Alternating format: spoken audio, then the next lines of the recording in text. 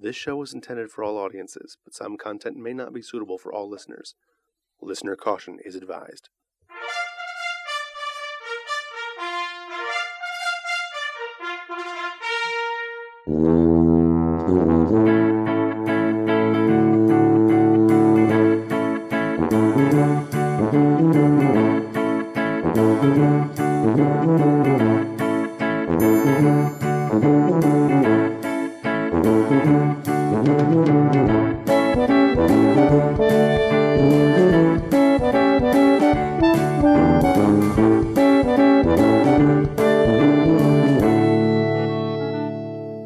Hello and welcome to The Quest, the show where we talk about role-playing in all of its forms, from tabletop to LARP and even cosplay.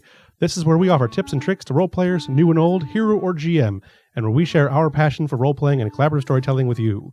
You can find us on Facebook and Twitter at IRNerdivore, or you can email the show at podcast@irnerdivore.com. I'm your host, Jeff Harvey, and with me today is the eccentrically enigmatic Evelyn Corbin and the botanically botuline Brandon Flynn. I don't know why I came up with those. I just did. So I was going with a Stan Lee kind of thing. Botuline as in botulism? Yes. Fantastic. Brandon, you are dented cans. It's the only thing I think of to get the two B's, all the B's together. So I was going with the bitch and badass Brandon. Yeah, I didn't want to swear at the opening of the show. No, so you did that for me. We are PG-13. We can only say penis 4 times. That's right. Three times. Penis is what? One. What? How many times have you said penis today? Damn it, we're out. All right, so now we got that out of the way. Today's episode is going to be about power gaming and how to win at RPGs. So we brought along our resident power gamer, Brandon, and Evelyn, who I think has flirted with the idea of power gaming, but sometimes just fails at doing it. I'm a horrible power gamer. I even lose at Munchkin, where you're really supposed to power game. We can totally talk about Munchkin because that's a game I don't even play anymore because of Brandon. But before we get into too much of that discussion, I feel like this episode might turn into bash Brandon and then it's kind of a pity Derek buy Snyder Brandon too. dinner later so he doesn't hate us for the rest of our lives. Yeah. There's nothing that can stop that now. It is inevitable. All right, let's do the news.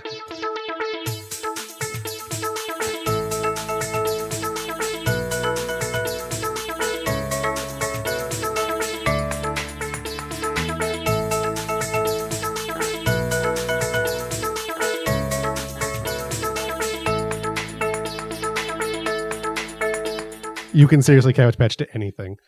I really wish you guys could see the dance party that just happened. All right, so starting out the news today, this year is the granddaddy of all role-playing games' birthday. This is the 40th anniversary of Dungeons & Dragons, and we talked about it a little bit in the last episode in the news about the upcoming documentary on Dave Arneson and Gary Gygax, but we wanted to say happy birthday to the greatest role-playing game that we never liked. So it is... this month, I believe, I think February is actually when the tabletop came out in 1974. And it was based originally on the concept of Dave Arneson's tabletop miniatures battle games that he was really into. And it went on from there. And the founder of, which I didn't know this, and I should have known it, but Gary Gygax was the founder of Gen Con, one of the founders of Gen Con. Which I did really? Not know. So wow. That's where they met, apparently, was one of the first Gen Cons. So cool. Speaking of D&D, rapper and actor Ice-T, a well-known gamer, recently tried something a little bit different, reading an audiobook set in the world of Dungeons & Dragons. TheVerge.com reports that he said on his podcast that the fantasy book proved a daunting challenge. Dungeons & Dragons is some of the most crazy, deep nerd shit ever invented. Quote. You can quote that. Every word you're saying is made up. Things we can't say on this podcast because we are PG-13, talk like Yoda. The language proved difficult enough that the recording was spread out over 2 days as opposed to the single afternoon he'd expected. It took him 3.5 hours to get through 25 pages. This shit is impossible to read, he says.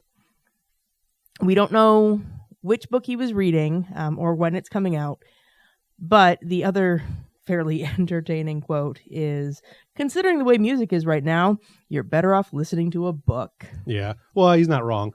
Right. I'm curious to see what the book is. Like I listened to the podcast episode where he talks about it, and it's interesting to say the least. I was thinking when I first read that, I was thinking he meant he was reading like the core book. Right. So like I would love to have an audiobook of the core rules because that would be the most impossible thing to possibly listen to. Oh my God. Why would you do that? Because we're nerds. I mean, that would be the one thing that Morgan Freeman could read. I have a hard enough time listening to the Harry Potter books on audio. So I have a hard time listening to the Harry Potter movies. So you're gonna piss off the Potter fans. You better be quiet. I don't have a problem. Wingardium Leviosa, your ass. People can love Harry Potter all they want. I think it's moderately entertaining writing. Yeah. It's fun for a set of children's books. Yeah, no, I mean, I was already too old when they came out, so they weren't really my thing. Yeah. Like the last couple books were pretty good, except I think that she copped out when not actually killing. Spoiler alert. All right, continuing on the D&D trend of things, ABC News was reporting a Dungeons and Dragons yoga class that has started up in the East Coast. I think in New York City, as I'm not mistaken, and they're possibly expanding to the West Coast somewhere out in LA. I watched the video of the class, the lesson. And basically what it is, it's a bunch of people doing yoga and a dungeon master at the front of the room describing a story to them. And as they're going through the story, they're maneuvering to the different poses. And as if they would be things like, one of the poses is like sword 1, because you're attacking the goblin. Magic missile into the darkness 4. Right, that kind of thing. And one of them was like, the rubble is coming down on you, and so you're moving the rubble away and doing the whatever moves. And I don't know yoga very well, but someone finally found a way for geeks to exercise. Right, which is something we needed. But what caught my attention was the ABC article starts out with, if nerds who play role-playing games represent the lowest form of intellectual life, and yoga practitioners seek the highest level of consciousness, what happens when the two converge in an namaste moment? Wait, lowest form of intellectual. Are you freaking kidding me right now? And so that is why I actually looked at this article, because I read that on the thing and I was mad. I thought that was kind of crap, and I wanted to make sure that we shared that with our fellow RP nerds out there, and to contact ABC. I'll actually put a link on the show notes. You guys can read the article. It's actually a pretty good article, other than that one line. But I'll put a link in the show notes, and you guys can properly re-educate ABC. What's that? Crucify them. Yes, crucify them. Continuing on the D&D tread, but not at all. BioShock 2, according to Geek.com, has announced their release date for the second episode of Burial at Sea. It releases March 25th. The episode will be focused on Elizabeth, and instead of BioShock's more kind of run up and punch them in the face kind of theme, this one's going to be focused on a little more stealth, and Elizabeth will be reuniting with Atlas, and it kind of focuses on him getting back into Rapture after his banishment. I was eating lunch when I was looking for news for the show, and literally, literally almost choked. I was so excited when I saw this. I love the BioShock series. It's that and Portal are my two favorite gaming series. I like Portal. I've actually never played BioShock. I am in an unfortunate position. I would love to play BioShock. I've heard nothing but great things about it, but I have simply not had the time or the ability to play BioShock. Steam has the family package thing. Yeah, but that requires me having money. No, I own them. Oh, well, you can share it? Yeah. No, you should do that. I do that. I will play that. I will do that for you. I will probably never get around to that because I don't have time. But one last little bit on that. Just a quick blurb about the cost. It's going to be $15 on PC, PS3, and Xbox 360, which seems kind of odd to me that they wouldn't release them for PS4 and Xbox. So I'm guessing they're going to be released for the two new systems. Yeah, I don't know. Just didn't get mentioned in the article. I don't know why they would go backwards like that. That loud bang, by the way, was me being a retard. I smashed my headphones into the microphone. You are failing at podcasting today. I am. I don't know what's going on. Way to go. My cat's being a dick, so I gotta try to shoo him away from stuff. And I don't know why we podcast with cats, but we do. It's part of the geek culture. Yeah. So, all right, staying in the role-playing game theme of things, and I believe the last article we have right now is that the Age of Rebellion main book has been announced and will be released in the second quarter. If you have the beta book, this is going to be the revised and final version of the book, but it is scheduled to come out in Q2. It'll come out right around. I expect it'll come out sometime in July. That's about the time that the first one came out. All right. On that note, I don't think we have any other news we want to talk about, so we can casually and slowly stroll into the general discussion.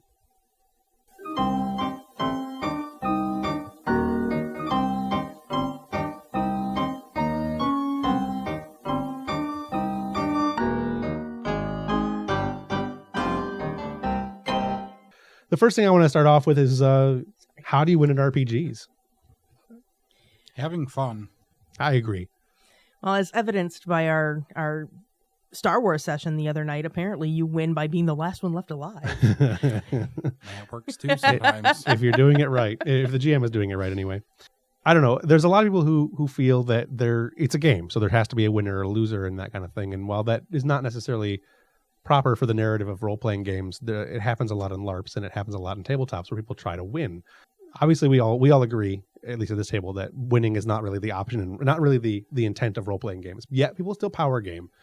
And if your intention isn't to win, then why do you power game? What's the purpose of power gaming if you're not trying to win at something?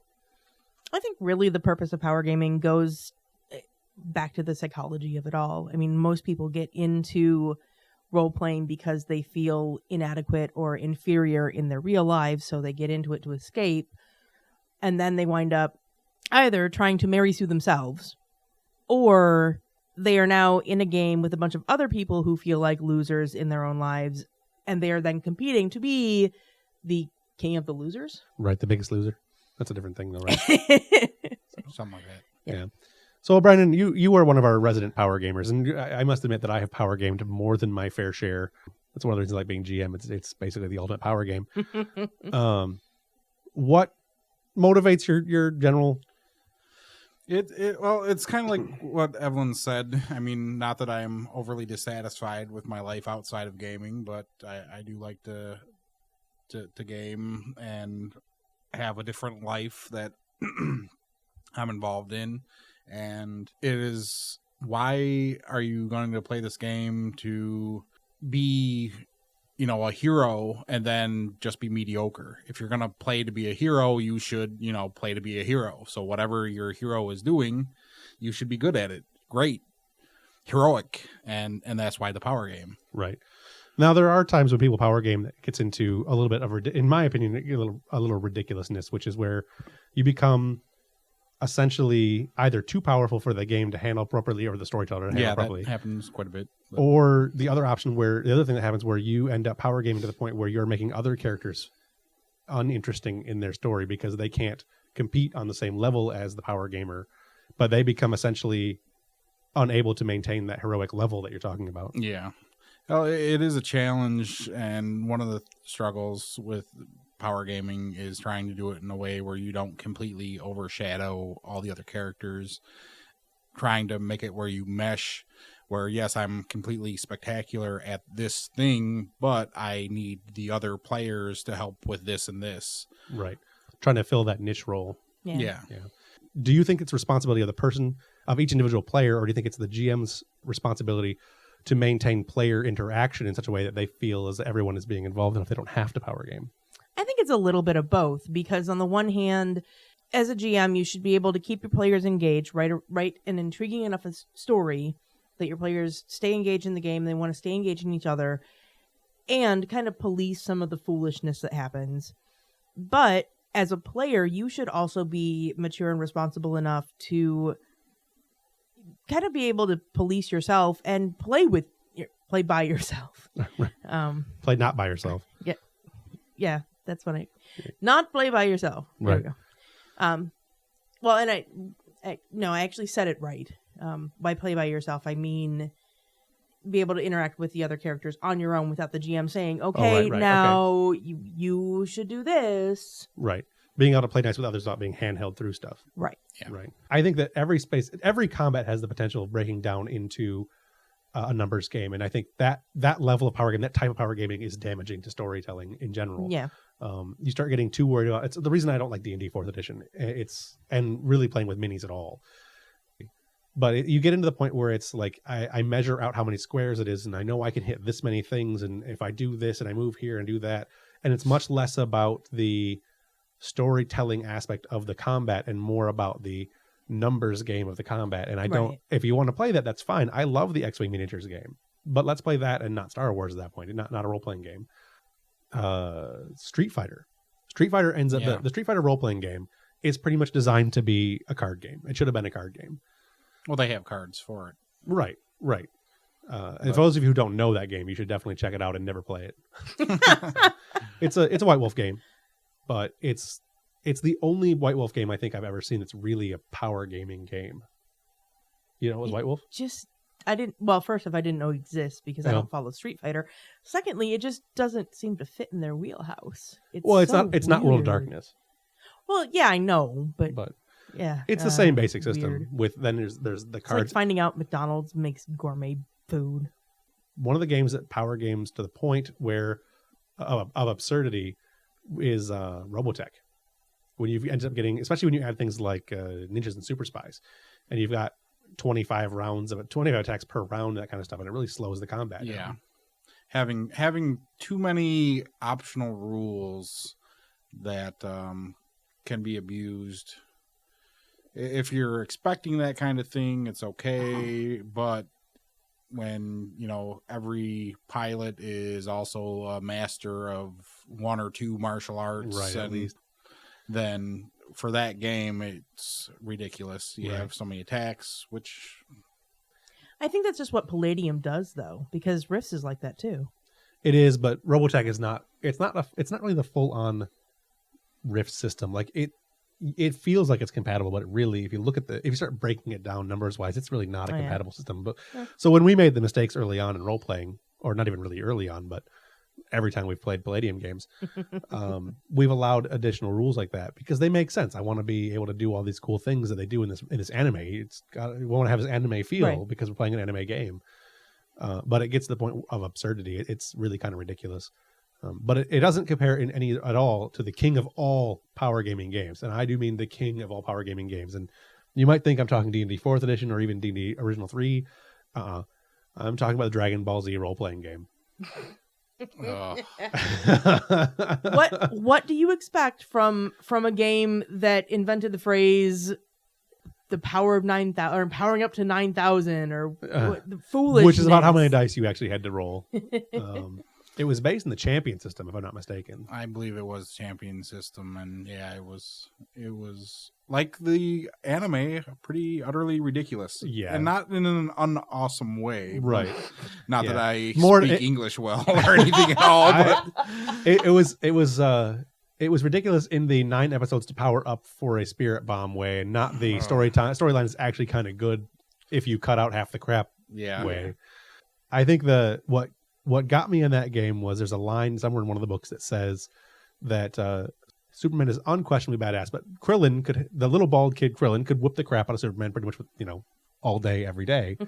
And so they adjusted the stats accordingly. And we're talking about this is the champion system, but it wasn't scaled. It was just straight up consistent with champions. So if your character in champions is rolling 24 dice, which is about what Superman had in strength, 24 D6. And Krillin can whip the crap out of him because Krillin was rolling 150 dice every roll for strength. At one point, we were fighting, hell if I know who, but we were fighting somebody, and I got murdered. Like, I got blown out of existence. I don't know how much damage I took, but it was a lot. And I was a Namekian, that they were? The green guys. Yeah. Yeah, Namekians. Or Malmekians, or I don't know what they were called. From Namek. From Namek. Isn't Melmac where Alpha's from? I think it is, yes. Wait, no, it's Melmac. Melmac, right. Anyway, the Namekians, and I got killed. I was all spirit worldy and whatnot, and Dragon Balled back into life and everything else. And I'm flying back to the fight, where the rest of the party is being slowly but surely in 2 or 3 rounds eradicated by this giant bad guy. And I start my spirit bomb or my Kamehameha or whatever it was I was going to do, and I started at like 4 rounds, so I had enough time to really build it up. Because every time you spend another round doing it, you multiply the dice by that factor. Christ. So now I'm rolling. I think my normal attack was somewhere in the 200 or 300 dice range, and then I multiplied it by 4, and then I had something else I could attach onto it. So I think when I finally got to the scene and I finally unleashed all of my spiritual energy and everything that I could do, I am fairly certain, I don't remember for sure, but I was fairly certain I rolled somewhere in the order of about 4,000 or 5,000 dice, which really we just rolled 6 dice and added and did some math. But the game was so ridiculous to the point of power gaming absurdity that I think that was the last gaming session we played. We played like maybe 5 gaming sessions. I think we maybe played 4 sessions, if that. We built our characters. We played a couple sessions where we did some training, got to know each other, and then bad guys attack, and we got owned, and then we owned it, and then we quit. Like, oh, okay, yeah. I think we all died once during that fight. Yeah, I remember we had managed to get some Zenzu beans or whatever that instantly heal you, and I got shot like hole through the chest. So I remember I grabbed the Zenzu bean, threw it in my mouth, and covered up the hole in my chest so that it wouldn't, leak out. So it wouldn't get away. Oh, yeah. Zenzu beans sound like the next ridiculous craze in weight loss. Yeah, a little bit. It could be. But Mixed with Hoodia. Dragon Ball Z was kind of like that in general. I mean, Vegeta, bowl of vegetables. Goku, bowl of rice. I mean, so yeah. I don't know. That game to me was one of the power gaming monstrosities that was one of the most power gaming monstrosities ever created. But of course, I think D&D is probably the most consistently power gamed game we've ever played. And it gets a little, especially when you start getting into some of the additional books. I've done some pretty good power gaming in 7th Sea. Yeah, you power gamed. I think you broke 7th Sea, actually. I don't believe the game was ever designed. I think describe your character real quick. Describe the way you had built your character in the power gamed him. Well, the thing with 7th Sea is you have your swordsman schools. And I started out with 3 swordsman skills, 3 swordsman schools, which most of the skills stacked. So that gave me a fencing attack and a fencing parry or defense or whatever of 3, because you get 1 for each school. So I had fencing attack 3, fencing defense 3, double parry or riposte or something at 2, and my stats really kind of sucked for the first few gaming sessions, but I was able to then level up my skills and become a journeyman and then a master in 2 of the swordsman schools really quickly. Right. And then with the rules for creating a grandmaster school by combining 2 of them, because you're only allowed to use the actual skill school bonus, whatever. I don't know what I'm saying. But. Well, there was the point when there was, if you got parry, and if parry was a requirement for one school and you had it from another school, you could get that discounted for the next school, or you could get the mastery level ability in the next school. So basically you could get 3 or 4 schools that had overlapping techniques and basically just start out in that school as basically a master. And I think that was an unfortunate misread in their part of writing the rules. I don't think they ever considered that. And I think that I personally think that's what broke your character the most, is that you were. Well, it was partially that, and partially that, I had a good job and spare money, and the game master was like, hey, if you buy food or you buy this, I'll give extra skill points or experience points. And me being the power gamer that I am said, okay, well, I'll buy dinner for everyone, or I'll buy dinner for the game master and his wife or whatnot, right, for extra points. And so I started off like so close to being a journeyman in 3 schools. I was an apprentice in all 3. Right. And then, 4 or 5 gaming sessions in, I raised a couple of skills, and now I'm a journeyman. So it took me an action to switch between school styles, but I had a lot of versatility, and my skills, because they overlapped,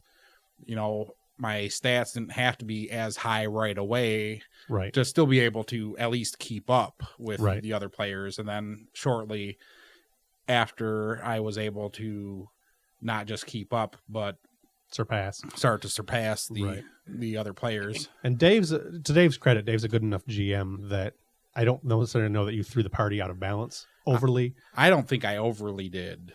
But I do remember hearing complaints that if you got into a fight, you were basically higher level than everybody else by enough or power gamed enough outside of everybody else that you were, it was hard to write for your character. So, and I mean, I experienced that when you were playing Alogari Janai in Five Rings, but again, that was, I think, just because, I don't know that necessarily that character was broken because you were basically by yourself most of the time, and we added new characters into it, and you were just way higher power than they were. So I can understand it. That was Gary Miyamoto. Oh, right. Janai was Jamie's character. Yeah, that Yes. worked for me for a short time. Right. Miyamoto Alogari. And then just Alogari. Kind of. Well, I mean, you were still Miyamoto, I think. I was still a Miyamoto, but I was the head of my own family, which Right. then took your name, right? Which is where Alogari Janai came from. So a descendant of your family. That was a good storyline stuff I like that kind of stuff. Good.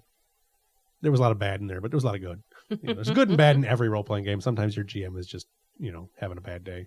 I get him. Yeah, I mean, Dave did a really good job with 7th Sea. Like I said, I know some of the other characters complained. I don't know.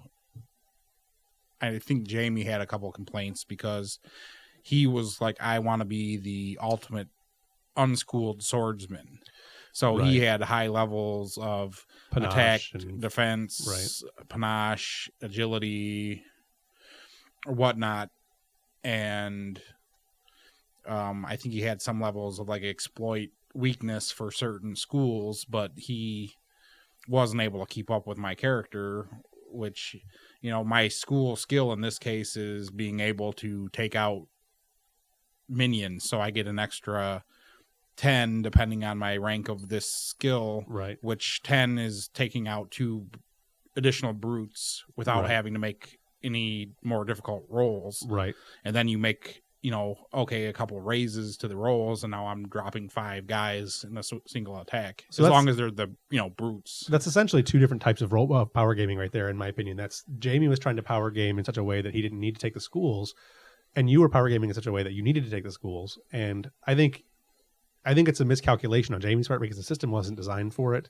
And I think you may have maybe noticed it earlier on. The system wasn't designed for that. I had made a character that was the same thing as what Jamie was going for at one time, and I quickly realized, and this was back when I think you were playing Gearhart, before we ever played with Dave.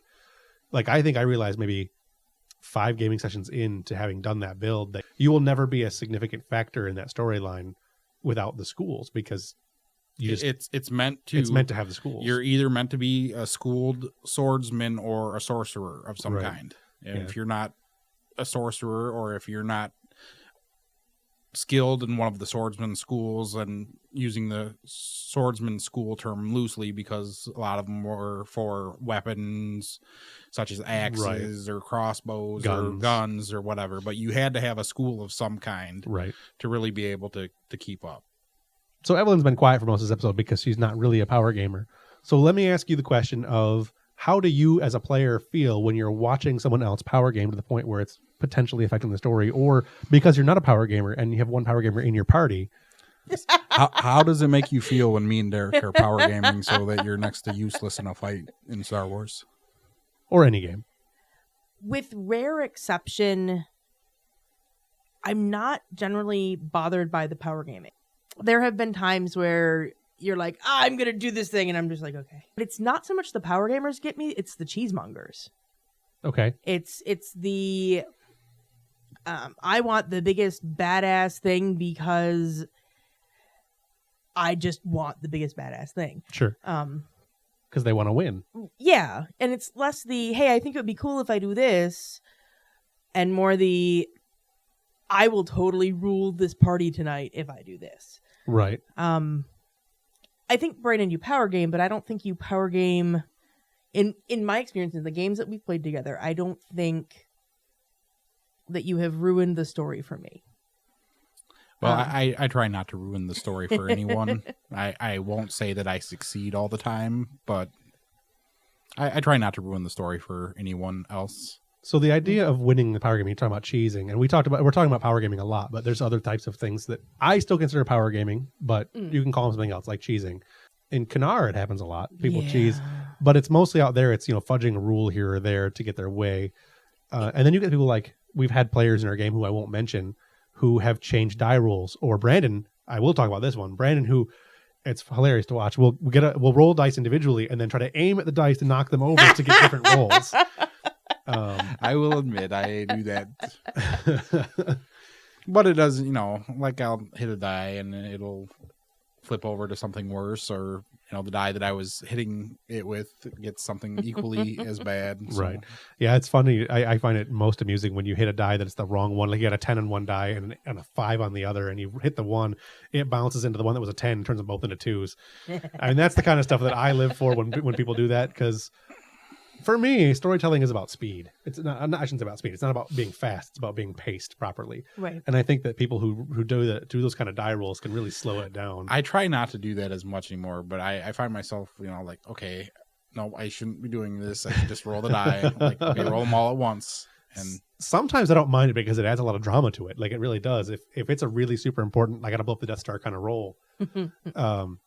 That's actually the role that I think I noticed you doing on the first time I really noticed you doing it, I should say.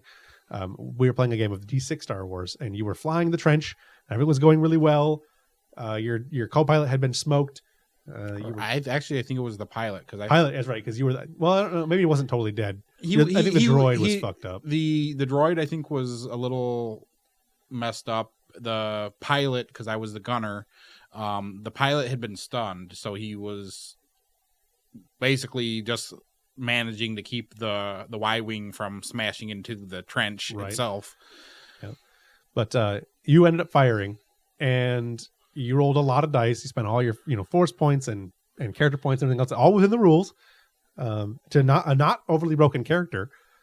I don't think you were broken at all at that point. You got broken later, but rolled all the dice, and the drama of that die roll, because you took so long to roll it. It was like one die rolled like maybe 3 dice, because I think you were rolling like 15 dice, and it's like you roll them out, and then you're trying to knock them over, and like counting slowly and trying to make sure you get every number just right. Oh, that's fantastic! And I think you missed by like 2 points. Yeah, it was so close. I set a target number, a very high target number, and he almost got it. I almost had to totally rewrite the entire Star Wars universe. Oh wow! Because he was almost the hero of Yavin. So almost. See, stuff like that. If it gets to the point that it's taking forever and ever, like I don't really notice you doing it so much in Star Wars, or like I said, I try not to do it pay so much attention. anymore. The thing with Star Wars is, in that one you roll like so many dice depending on your skill and stat and everything. So you roll a lot of dice, and then, is it only one die is wild that rerolls with a 6, or in the old Star Wars system, yeah, it was 1 die. Huh. Yeah. You're thinking of in pretty much every other game, 6s explode. But yeah, no, in the original D6, you had the 6 explodes. And if you rolled a 1, it was supposed to take away another 6, or some other complication comes up. Yeah. It's an old system. I love that system, but it's old. And it feels out of date to me. It needs some updating. Just a few tweaks here. They're like, I always thought, talking about that, I always liked I originally, when I first started playing World of Darkness, I hated it. I had no desire to play a vampire game. I didn't want to do it. I wasn't interested in the story. I wasn't interested in the setting.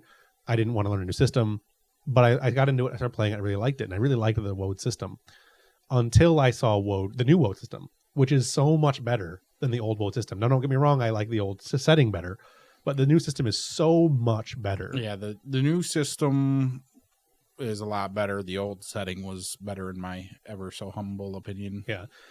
I think the new system has a lot less power game to it. Like, I think that the old system had a lot of potential to power game, and I know this because we power game the crap out of that game. Yeah. I think I managed to power game the crap out of that game, and I actively have to try to power game. Yeah. We were just so powerful. Jamie and I, we played for so long, we were just so powerful because we were playing daily almost for 3 years at least. And we were playing probably 200 gaming sessions a year. I mean, it's a lot of gaming sessions. So kind of crazy. And that's actually why I think role-playing is such a major factor in our lives, is because for the first few years of role-playing, especially in high school and whatnot, we were playing probably 150, 200, 300 200 games a year. Yeah. Like gaming sessions a year. And now we're doing like 52-ish gaming sessions a year. Give or take. Or more like, we're looking at more like probably 40 gaming sessions a year. No, I'd say it's probably more than that, because we hit our 1 a week, and I'd say probably half the time out of the month we hit 2. Yeah, but then we go 2 weeks or 3 weeks without playing, and I think we're about 40, maybe 50. But I think it all evens out because we don't game around Christmas and that stuff all that much, although we do occasionally game on Christmas Day. But we do other stuff. So, yeah. I don't know. I think when it all comes down to, in the power gaming sense of things and the cheesing and all that other stuff, to try to keep us somewhere near a topic, the fact that you can power game the story to death is a problem. And I think it's something that players need to be aware of and that GMs should be cognizant of. I've had issues where my storytelling is disrupted because the players are so powerful or so broken in a certain situation that they don't ever feel the need to do what would be properly done in the story for the story. So, for example, the notion of one person staying behind to defend while everyone else runs away. Mm-hmm. It's a key element in a lot of storytelling. The one guy stays back and everybody run, everybody go. It doesn't work. It almost never happens in tabletop role-playing games because either no one wants a character to die, which obviously is a true statement, or the notion is that you're all going to stay behind and fight because if the team groups together, the GM won't kill the players. I think with the decision for the group to stay together, it all depends on your game and your party. I mean, our Star Wars group, I don't think we would leave each other behind. I think our characters would stay together because that's what our characters would do. Right. And it's usually the answer is, that's what our characters would do. But I'm not really sure that's this last gaming session of Star Wars, I think, was one of the darkest gaming sessions I've ever run, just in general. I mean, I've run sessions where almost every character has died, and I still think this one was darker because of the way things happened. Mm-hmm. And I find the story very, very good because the party rolls up on a house that's on fire where one of the characters' children is inside, and they've come to this planet for the sole purpose of basically rescuing this child. Laura and Derek go around the front, and Brandon and one of the NPCs goes around the back. Evelyn's into the ship because she was not having anything to do with this. She didn't agree with it. She wanted to make sure the ship was okay. It was good. I think it was good role-playing. You stayed at the ship and did what you had to do, because your opinion was if we don't have the ship, then it doesn't matter if we have the kid. Yep. So they get to the front of the house, and there's 2 Sith and some stormtroopers, a lot of stormtroopers. Not some, a lot. A lot of stormtroopers, like 15 or more stormtroopers, 15 that you could see stormtroopers. And they were led there by a Bothan who was a quote-unquote friend of the captain's, through a role, a friend of the captain's. Although, to be fair, she failed that role. It was a shitty role. So they were led there. I got a success and 3 disadvantages. I only failed kind of. Right, by an air quoting friend. You can't see air quotes on the podcast. Yeah, I know. But Derek, his Jedi, Kellis, moves forward to confront the Sith, distract them so that Laura's character could run into the house and find the kid and get out. Derek runs forward, gets shot in the back by the Bothan. Laura takes off. Doesn't even look back to see what shot Derek. Just runs, which I think was perfect role-playing on her part. It was exactly what her character should have been doing. Brandon rolls his way into the back of the house, kicks a door down, and just starts owning, and I mean owning stormtroopers, like 3 around, dead every round, basically. There was a couple rounds where I only hit 1 or 2. Yeah, but basically every round I was running out of my... 1 or 2. Right, because he took out so many, I'm like, all right, there's 9 stormtroopers in the house. Because I couldn't do any other way. It's just the only way this is going to take the time it needs to take in order to get the story told the way I want it to. The NPC gets down on his hands and knees. He's a medic, so he gets down on his hands and knees. He crawls to the house. It's on fire, looking for the kid. Laura shows up behind the back of the house and goes inside too. Derek ends up fighting the 2 Sith. He just fucking murderlates one of them. Pardon my language, but he just murderlates one of them. That was awesome. It was one of the best ththings. The only way to really die in Star Wars, if you are a Nemesis or a high level, like a PC or a major NPC, of which my Eradicator Sith are all considered significant NPC villains, the only way to kill them is basically through criticals. Well, or just a crap load of damage, but essentially through criticals. He rolled the exact thing he needed, almost the exact thing he needed to roll in the first swing to kill the Eradicator. It was freaking awesome. But now then he gets attacked by a bunch of stormtroopers and the other Eradicator, and unbeknownst to the rest of the PCs, he goes down. Not only does he go down, but he gets enough criticals rolled on him that he's bleeding out. He's lying there. Derek by himself in the front of the house, his character in the front of the house, is now bleeding to death, and the rest of the PCs don't know it. They're in the house fighting. They find the kid. They get the kid out of the bathroom or whatever room he was in. I think it was a bathroom, or it might have been a bedroom. I don't remember. But anyway, they get him. Bedroom. Yeah, they get him out. And they're trying to leave the house. the house is on fire. They're all taking severe amounts, like huge amounts of damage because the house is on fire, and they're trying to sustain the smoke inhalation and everything else, which they don't have the ability to. Only two of them are wearing masks. The Laura's character wasn't. She wasn't wearing any kind of protective armor. She wasn't wearing anything. She was just a chick going into a house to get her kid out, and that usually results poorly. Yes, badly for people. Anyway, she's on her way out, and they get the Eradicator is finished with Derek and comes into the house, and now knowing that the kid is where the kid is through using the Force, he comes into the house and he just begins to own the party. In such a fashion as he knocks everyone down, and Brandon's now knocked back and not unconscious, but half like out of breath and trying to find a way out of the house and get this done and get out of here because we don't want to die. The roof is about to cave in and kill everybody. Laura's character grabs her kid and they try to leave. The Sith attacks. The NPC jumps up, stops the shot, stabs the Sith in the chest with his knife, and then gets dead. Like the Sith just breaks his neck and kills him right there, which choked me up because I really like that NPC. It made sense for it to happen. I was really sad that I killed him, though. Anyway, that's about the time that Laura passes out from smoke inhalation. The kid is passed out. Brandon gets in a couple lucky shots, I think. Oh, no, you ran at him and knocked him down. Is that what it was? I charged him. I think you charged him and body checked him. I think I blasted him, like, I got a decent roll, and I, like, hit him 3 times and staggered him because they're almost impossible to kill, like you said, unless you get especially huge amount of damage. Yeah, especially the Eradicators, because they have very special rules for the story. Yeah, so. the Eradicator. I mean, the Stormtroopers I was dropping left and right, like they were, a bad habit. But I hit him because Lifeline, the medic NPC, was my favorite NPC. He was my trooper because I'm the lieutenant. He's part of my group. I'm supposed to, be responsible for my guys. And I know they do die, but he was with me from the beginning, the only one from my original squad still there. So I was pissed. I blasted the dude. And I'm like, all right, I starting to get over to get the people before the roof caves in. And I basically grabbed Lifeline, threw him over my shoulder because I'm a large trooper. Right, and very strong. And pretty strong. So I grabbed Lifeline, kind of throw him over my shoulder, grabbed the kid, and, being Star Wars, there's loose robes or belts or something. Right, grab something. Yeah, just grab a piece off the kid and the girl and drag them both out as I go. Right, just in the nick of time, because it is a story. So just in the nick of time. So the building collapses. Roll over, look up. The Sith is at the edge of the building where I just smashed through the wall to escape, and then the roof collapses, killing the Sith. Hopefully, we hope. He's dead. And then the no amount of clapping will bring him back from where we have sent him. Right, and then the fight continues on the outside of the house, on the back, because they're at the back of the house now. The Stormtroopers, they get a couple of rounds of respite because the Stormtroopers were at the front of the house originally. Well, now they run around to the back of the house because their goal is to get that kid. They have to get that kid. Mm-hmm. And the fight continues back there where it was tight. It was close for anybody getting away.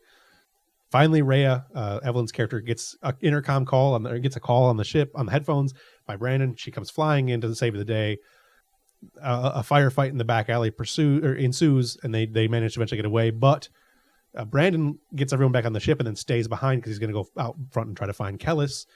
Well, it was partially that, but we got we got TIE fighters coming in. Right. So it was a matter of, I sent, the girl, the kid, and, Lifeline, assuming that, he's probably dead, but hoping against hope that, maybe he's just, unconscious. Right. Maybe paralyzed, something like that. Paralyzed or something like that. Put his unconscious body in the harness, send him up, and then the TIEs are coming in and the TIEs just did a strafing run on the ship, and it's like they don't have time to lower the harness for me to hook myself up and go back up while staying still.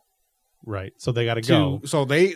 So they need to deal with the TIE fighters, and since Kellis is unaccounted for, we got to find him anyways. Right. So it was more of so in my opinion, it was an epically heroic moment. He sends the thing back up, tells his guys to go, and he runs around back towards the front of the house, having the majority of the Stormtroopers now dead. and the ship begins flying away, now down 2 PCs and 1 NPC, and begins to fly away, but takes a buttload of damage because those TIE fighters were doing just crazy amounts of damage. The rolls were brutal, and the criticals were bad, and there was some other extenuating circumstances in getting here originally, that there was some faulty repairs done. Yeah. Corners were cut To get here quicker because, daughter's in danger, that kind of thing, or son in danger, that kind of thing. Anyway, the ship ends up being taken basically down. They managed to do an emergency crash-ish landing. Brandon goes back around the front of the building, finds Kellis isn't there anymore. The troopers that were left were gone with their personnel carrier. Whatever right, there's a personnel carrier, so they're gone. The body is gone. So now Brandon is left alone in the streets. The ship has gone down. He watches the ship crash in the distance. So as far as he knows, he's the only one left. The TIE fighters are still coming.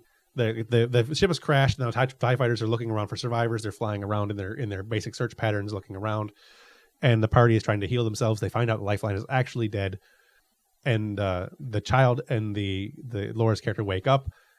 And we leave off with the kid looking at the mother, and they're both crying and saying, mommy and everything else. And it was a really, really good role-playing session. And I think this story highlights an aspect of power gaming that actually benefits the overall storytelling aspect, because Derek believing that he was basically, knowing that his character isn't invincible, but the character believing he's basically invincible because of things he's gone through so far and how badass he really was. He really was a badass character. Oh, quite. Well, he was a, what was his term, paper cannon? Yes. He could deliver a lot of damage, but he couldn't take it as much. Well, of course, he was getting back to the point where he could take the damage because he started wearing the armor again, and stuff like that. But he did what he did what the character should have done in the storytelling setting. In exactly what he did, and I think the role playing, in the back of his mind, the role playing actually benefited the storytelling at that point, because he jumped forward, he leaps in, he starts fighting, he's not going to quit. I also think he didn't quite realize the number of stormtroopers that were still outside in front, because you said that you had sent more stormtroopers inside, and I don't think he realized that the number of stormtroopers that went in. I did say how many stormtroopers were still outside when he attacked. Yeah, I think he may have missed it. It happens, and that's fine. I think the storytelling was good, and he thought the gaming session beforehand he was going to have a hard time with this, and he actually left a message for the PC, so that's going to come up in the next story, the next gaming session. Did he actually send you what his character did, like put down ahead of time? He wrote it to me the gaming session before. He wrote, like, I'm doing this, and he handed me the piece of paper. He says, and the first line he says to anybody in this message he leaves is, I have a bad feeling about what's coming up. I think the storytelling, though, I think the power gaming aspect of your guys' builds for your characters really played in nicely to this, along with the sentimentality of really liking that NPC, and Laura's role playing on the notion of, I will do anything to save my son, and then Evelyn's desire to, the most important thing is we all get out of here alive. It's everyone goes home. We all go home or nobody goes home kind of mentality, which left her at the ship so the ship could get fixed so that it could all go home. I think it worked out, and it was perfect. It worked out really nicely.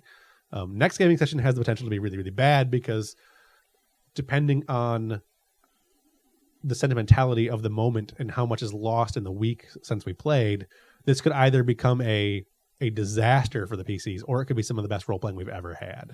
We should try to play tomorrow.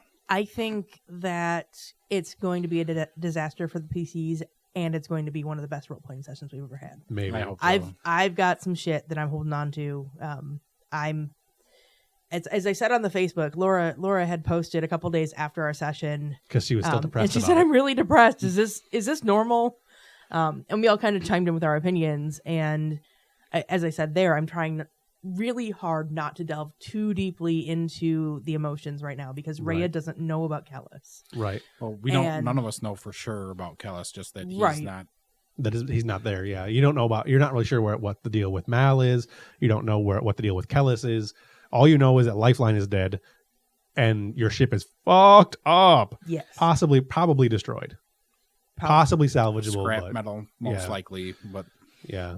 Possibly. And it's the ship the PC started with. I mean, the first scene in the gaming session was essentially them flying in. The first story basically was them flying in with that ship to go save the Jedi and the trooper. Yep. They had been paid to go save them. And I think I don't know. For me, from a storytelling standpoint, it is one of the best gaming sessions I've ever run. It was a lot of fun to least in watch recent unfold. memory. You actually got up and were pacing around when I killed Lifeline. Like you got up, like you threw your hands up, put your hands over your face, and then got up and walked around the room and were standing over the table. I actually had to look away when somebody said something, right after I killed him. Somebody said something, and I turned my head and was like, and he falls to the ground. And when I said it, I actually had the little catch in my throat and the little tearing up. Like I almost lost it. I really liked that NPC, and I really wished I hadn't had to kill him. And I had originally intended for the kid to actually be taken by the Sith. That was the original storyline, was the kid gets taken. But the PCs were so powerful, and the storytelling went in such a way that it just was a much better story this way. Power gaming in that situation changed the way the story was supposed to go. It changed the fact, because you busted in the back door and were killing stormtroopers left and right. I intentionally put enough NPCs in that encounter to really threaten the party, No, we were really threatened. Yeah. And that was the intention, was to really put the party on notice that this is going to be a hard scene to get through. The PCs did it. You guys did it. You whooped the crap out of those NPCs, but at the same time, you took a lot of losses doing it.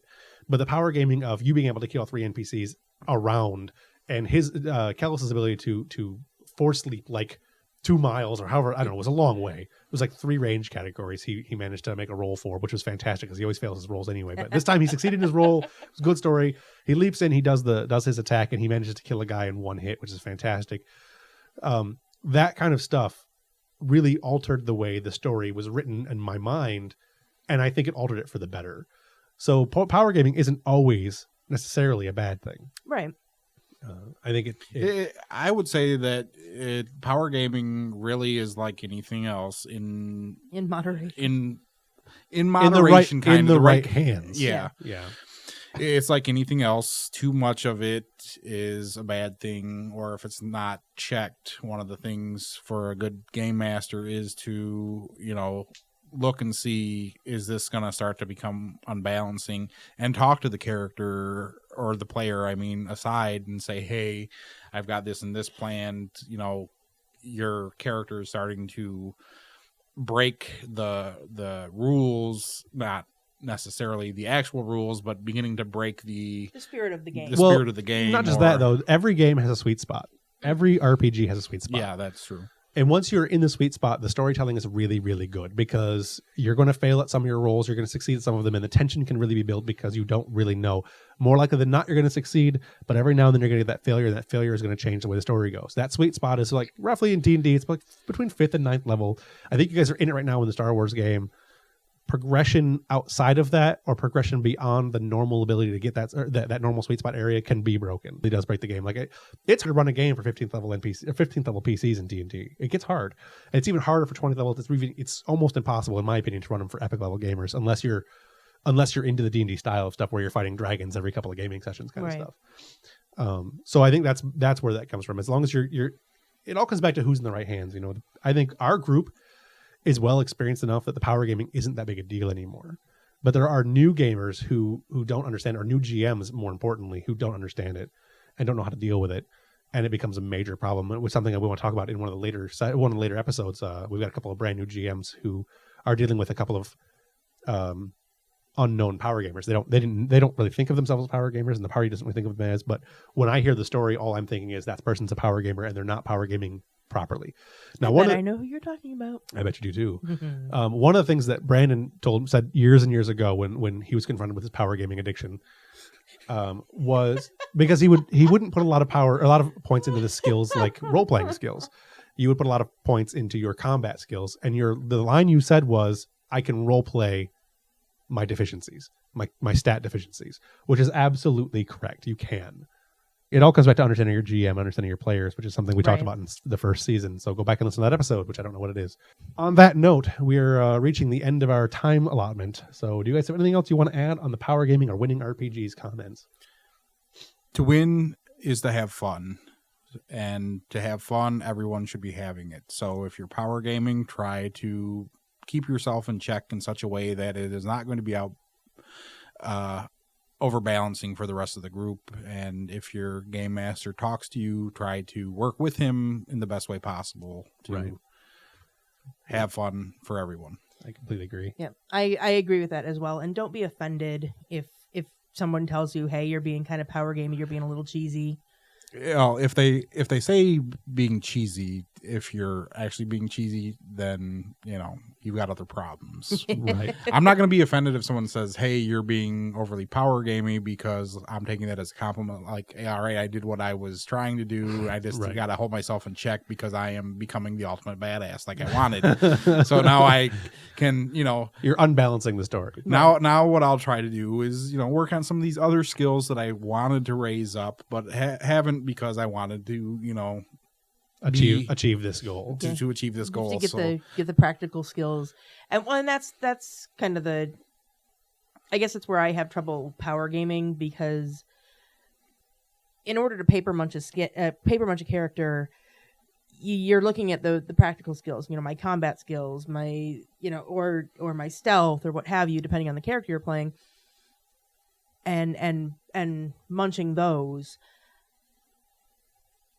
Remember to just balance your character. You can still be a power gamer. You can still be the biggest badass in the room, or maybe tie for biggest badass in the room, but make a well-balanced character. Yeah, for me, it's all about making sure that you don't get too far outside of that sweet spot. I mean, obviously, if you're power gaming, you want to be a little above the sweet spot in your area and dominate your particular vicinity. If you want to be Sherlock Holmes, he is definitely not in the sweet spot for everything. He's going to be the power gaming of perception. Yep.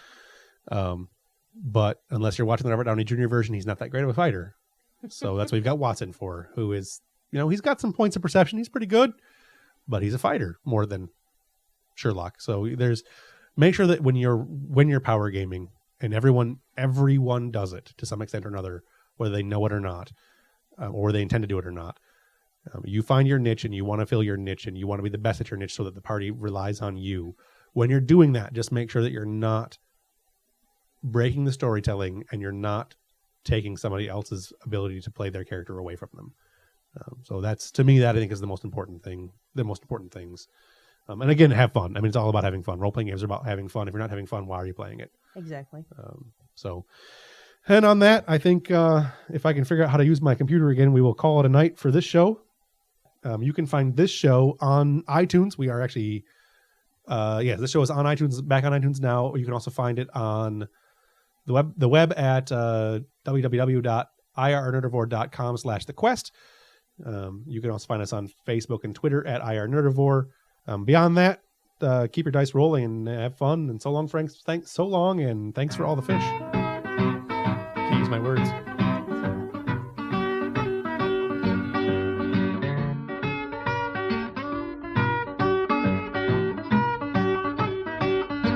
Baby, please don't go. Baby, please don't go.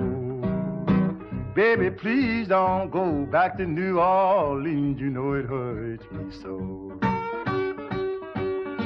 Baby, I'm way down here. You know I'm way down here. Baby, I'm way down here.